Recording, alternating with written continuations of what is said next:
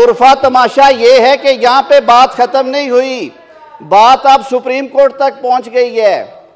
इनके महबूब दोस्त, इनके प्यारे हलीफ टेलीफोनों पे हदायत देते हैं वकीलों को और फिर उन आला शख्सियात को रिक्वेस्ट करते हैं कि कोई नहीं, छोटा सा काम है, ये बड़ा अच्छा भाई है आपके पास बैठा है, इसके लिए मेहरबानी आपने करनी है, मैं चल के आ रहा हूँ आपके पास।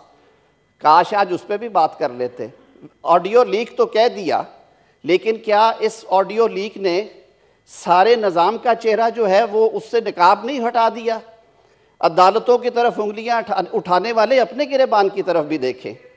पिछले दौर में लोगों ने 3-3 साल जेलें काटी हैं।